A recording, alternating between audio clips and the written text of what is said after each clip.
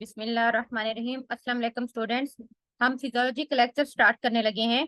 हम लोगों ने जो अपना टॉपिक स्टार्ट किया हुआ था लास्ट लेक्चर में, वो हमारे पास था कि रेगुलेशन ऑफ ब्रीथिंग। ठीक है, हमने ये वाला पढ़ रहे थे कि रेगुलेशन ऑफ ब्रीथिंग या रिस्पायरेशन किस तरह से रेगुलेट होती है। तो हमने इसमें देखा था कि दो मैकेनिज्म होती हैं जिसके थ्रू जो रेस्पिरेशन होती है या जो ब्रीथिंग होती है, हमारे सांस लेने का मतलब होता है, वो रेगुलेट होता है।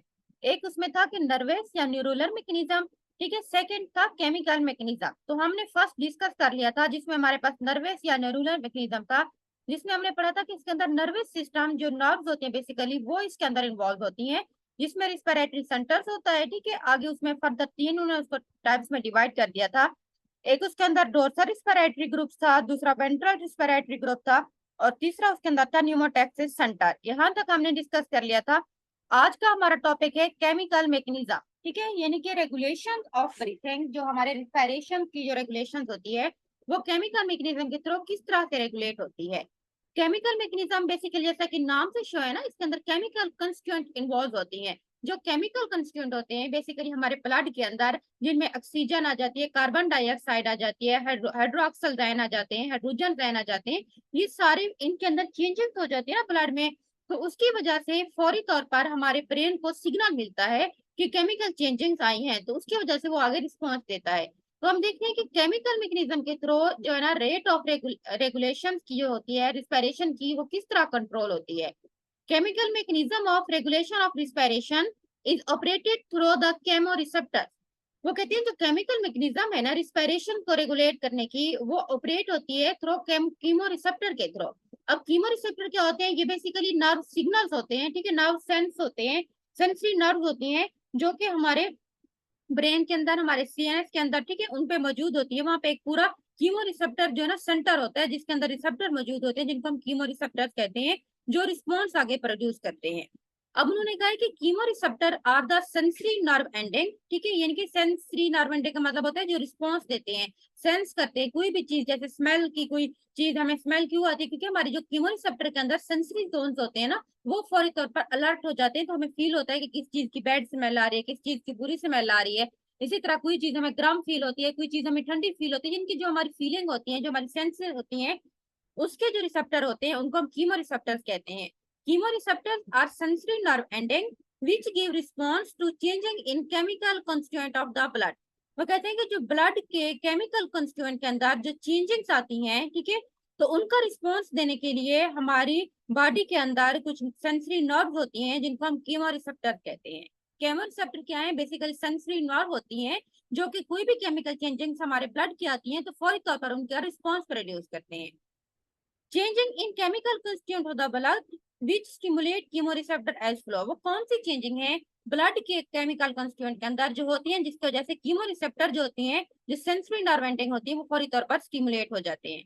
पहले हम उसमें देखते हैं कि जो पहला पॉइंट है वो है हिपोक्सिया। हिपोक्सिया का मतलब होता है कि डिक्रीज ऑफ ऑक्सीजन, यानी कि ऑक्सीजन अगर कम हो जाती है हमारे ब्लड के अंदर, ठीक है, ऑक्सीजन कम हो गई है, तो उसकी वजह से जो सांस लेने में मुश्किल होती है, उसकी वजह से जो एक कंडीशन डेवलप हो जाती है, उसको हम हिपोक्सिया कहते हैं। सेकेंड हमारे पास है हाइपरकैप्निया।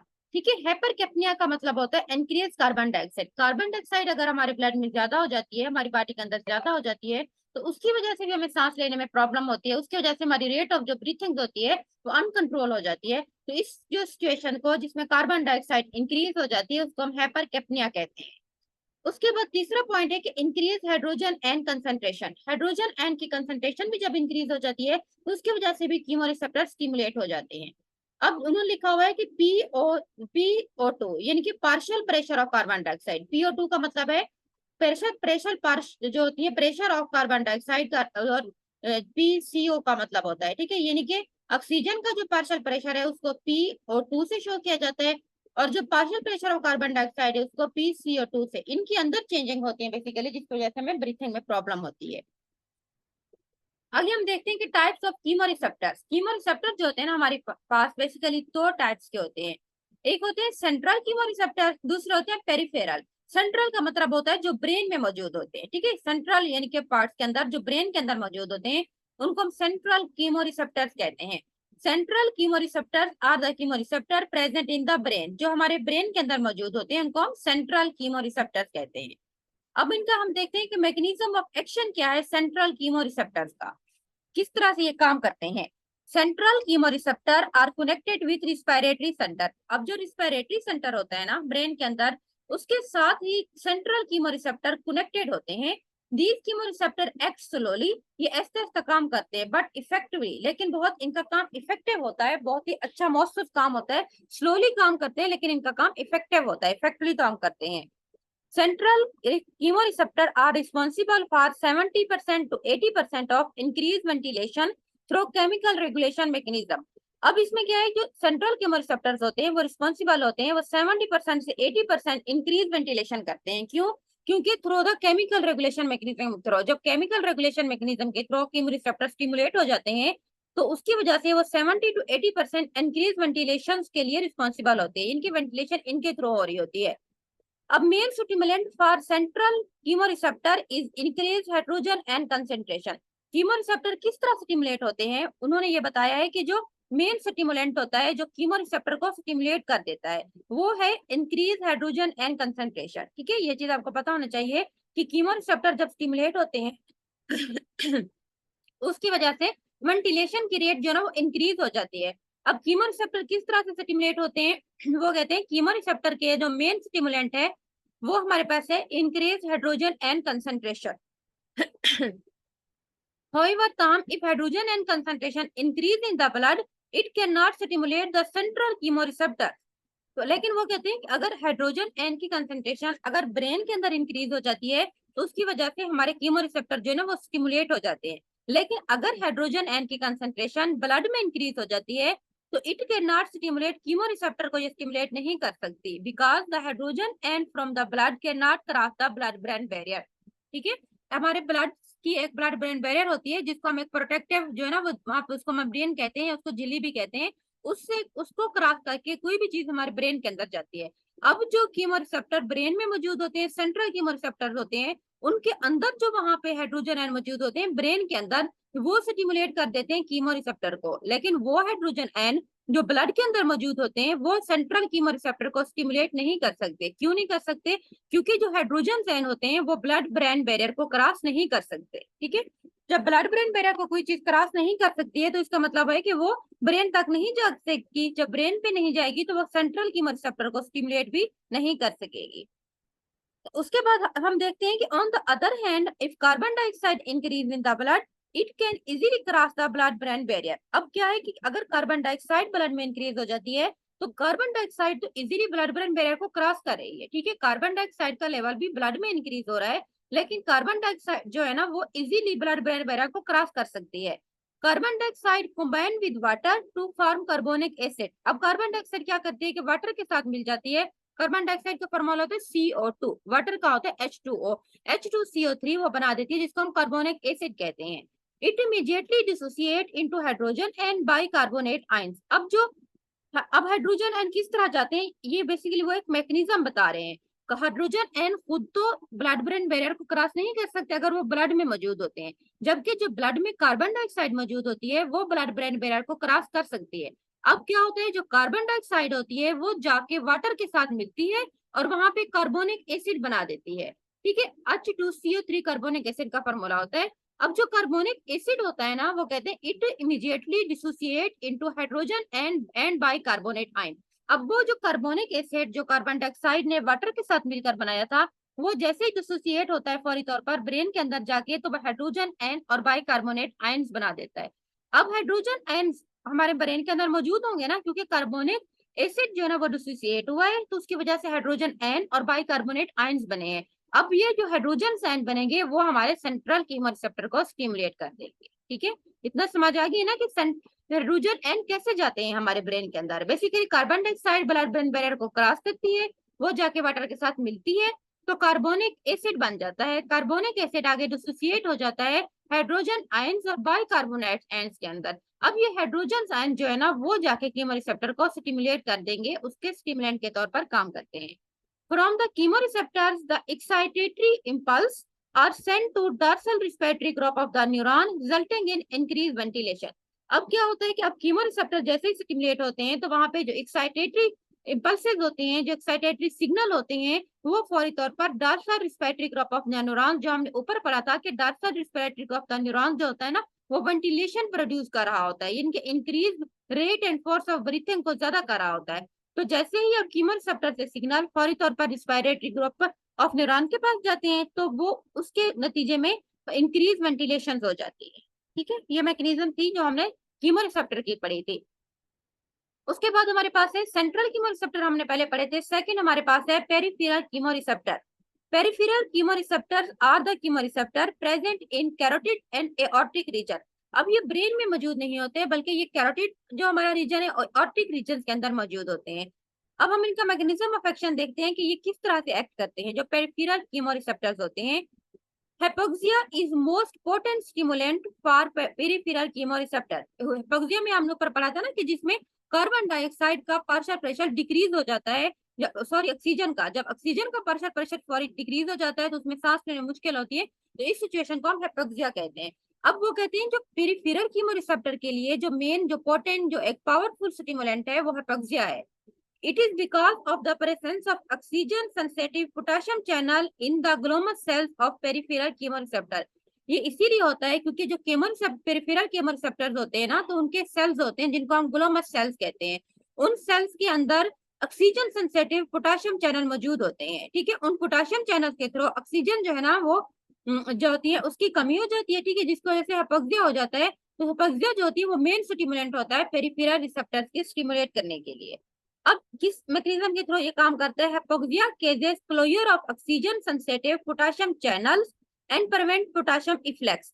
अब पोटाशियम ने बेसिकली बाहर जाना होता है। ठीक है, इफ्लेक्स का मतलब होता है जो चीज बाहर मूवमेंट करे, सेल से किसी चीज ने बाहर जाना है। तो अब हाइपोक्सिया की वजह से पोटाशियम चैनल जो ऑक्सीजन सेंसिटिव पोटाशियम चैनल होते हैं वो ब्लॉक हो जाती है। जब पोटाशियम चैनल क्लोज हो जाते हैं, पोटाशियम बाहर नहीं जा सकता।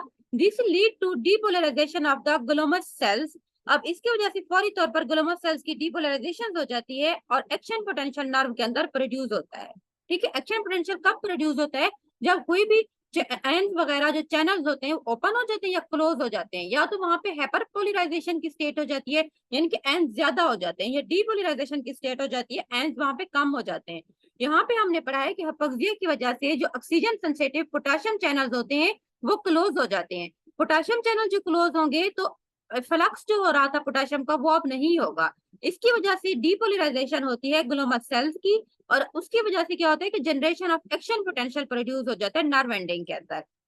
Thus impulses passes through aortic and herring nerve से, ठीक है, जिसको हम ऑटिक नर्व भी कहते हैं, हेरिंग नर्व को ऑटिक नर्व भी कहते हैं, जो एओर्टिक और herring nerve and excite the dorsal group of the neurons. अब जैसे ही जो इम्पल्सेस होते हैं वो पेरिफेरल कीमोरिसेप्टर में एओर्टिक और हेरिंग नर्व के थ्रू आगे जाते हैं, और वो कहाँ पे जाते हैं कि डोर्सल ग्रुप ऑफ न्यूरॉन्स की तरफ जाते हैं और उनको स्टिमुलेट कर देते हैं। Dorsal group of neurons in turn send excitatory impulses to respiratory muscles resulting in increase ventilation. Ventilation को इंक्रीज बेसिकली जो हमने पढ़ा था कि डोर्सल ग्रुप ऑफ न्यूरॉन्स होता है उसी नहीं करना होता है। और हमने दो मैकेनिज्म डिस्कस किए आज के किसके थ्रू करता है। पहले हमने ऊपर पढ़ा था कि सेंट्रल कीमोरिसेप्टर स्टिमुलेट होते हैं जिसकी वजह से वो सिग्नल पर जो है ना इम्पल्सेस भेजते हैं, एक्साइटेटरी इम्पल्सेस आगे डोर्सल जो होती है ग्रुप ऑफ न्यूरॉन्स को, तो उसकी वजह से वेंटिलेशन की रेट इंक्रीज हो जाती है। अब पेरिफेरल में भी हम लोग वही देख रहे हैं कि इसमें हाइपोक्सिया की वजह से जो ऑक्सीजन सेंसिटिव पोटेशियम चैनल होते हैं वो क्लोज हो जाते हैं।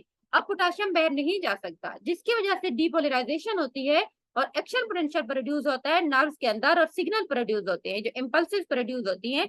अब ये जो इम्पल्सेस होती हैं ये एओर्टिक और हेरिंग नर्व्स के थ्रू आगे डोर्सल न्यूरॉन्स के ग्रुप की तरफ चली जाती है। Dorsal neuron of the group के जैसे इन एक्साइटेटरी इम्पल्सेस को, इन एक्साइटेटरी सिग्नल को रेस्पिरेटरी मसल की तरफ भेज देता है, जिसकी वजह से रेट ऑफ इंस्पिरेशन इंक्रीज हो जाती है। This provide enough oxygen and rectify the lack of oxygen. अब इसकी वजह से क्या होगा कि वेंटिलेशन जैसे ही ज्यादा हो जाती है तो उसका मतलब है ऑक्सीजन की रेट इंक्रीज हो जाएगी। जब अब हमारे पास काफी ऑक्सीजन होती है, और जो रेस्टिफाई का मतलब होता है ऑक्सीजन की कमी को खत्म कर देता है, और रेस्टिफाई द लेक ऑफ ऑक्सीजन। अब ऑक्सीजन हमारे पास इनफ आ गई और जो ऑक्सीजन की कमी थी जिसकी वजह से हाइपोक्सिया की सिचुएशन थी अब वो खत्म हो गई। अब नॉर्मल हमारे पास ब्रीथिंग चल रही है। ठीक आगे हमारे पास स्किन का टॉपिक है, वो हम कल डिस्कस करेंगे। ठीक है, आज हमने दो मैकेनिज्म पढ़ी थी, आपको ये बहुत अहम है, ये लॉन्ग क्वेश्चन में भी आपसे पूछ सकते हैं कि कीमोरिसेप्टर कितनी टाइप्स के होते हैं, उनकी क्या मैकेनिज्म ऑफ एक्शन है, तो आपको पता होना चाहिए। एक सेंट्रल होते हैं, ठीक है, और दूसरे हमारे पास होते हैं पेरिफेरल। सेंट्रल में हमने पढ़ा था कि जो ब्रेन के अंदर मौजूद होते हैं, तो बेसिकली ब्रेन में कार्बन डाइऑक्साइड क्रॉस करती है, वो जाके वाटर के साथ मिलती है, कार्बोनिक एसिड बन जाता है, उसकी ब्रेक डाउन होती है। ब्रेक डाउन होने की वजह से हाइड्रोजन आयंस बनते हैं और कार्बोनिक आयंस बनते हैं। जो हाइड्रोजन आयंस होते हैं बेसिकली वो जो होते हैं स्टिमुलेट कर देते हैं कीमोरिसेप्टर को। कीमोरिसेप्टर जैसे स्टिमुलेट होते हैं तो वो आगे signal dorsal group of neurons को भेजते हैं, तो उसकी वजह से वो स्टिमुलेट हो जाती हैं, ठीक है, और आगे रेट ऑफ वेंटिलेशन इंक्रीज हो जाती है। जबकि पेरिफेरल के अंदर हमने पढ़ा था कि ये एओर्टिक्स रीजन और कैरोटिक रीजन के अंदर मौजूद होते हैं। इनकी मैकेनिज्म ऑफ एक्शन ये होती है कि जैसे ही अपोक्सिया होता है, लेक ऑफ ऑक्सीजन हो जाती है, तो इसकी वजह से पेरिफेरल कीमोरिसेप्टर स्टिमुलेट हो जाते हैं। अब ये किस तरह से होता है कि oxygen sensitive potassium channel basically peripheral receptor के साथ कनेक्टेड होते हैं। जैसे ही हाइपोक्सिया होता है तो पोटेशियम चैनल ब्लॉक हो जाते हैं, पोटेशियम बाहर नहीं जा सकता, जिसकी वजह से डीपोलराइजेशन होती है। डीपोलराइजेशन की वजह से एक्सचेंज पोटेंशियल प्रोड्यूस होता है। अब जो इम्पल्स होते हैं वो एओर्टिक, ठीक है, और हेरिंग नर्व के थ्रू आगे डोर्सल न्यूरॉन्स की तरफ चले जाते हैं। डोर्सल न्यूरॉन्स आगे एक्साइटेटरी इम्पल्सेस को रेस्पिरेटरी मसल की तरफ भेज देता है और उसकी वजह से रेट ऑफ वेंटिलेशन इंक्रीज हो जाती है। इसी तरह से इनफ ऑक्सीजन हमारे पास आ जाती है। जो ऑक्सीजन की कमी होती है, जो अपेक्सिया की सिचुएशन थी, वो खत्म हो जाती है, ठीक है। इसको मैं इधर ही एंड कर रही हूँ आज के लेक्चर को। कल हम इंशाल्लाह आगे स्किन का नया टॉपिक स्टार्ट करेंगे।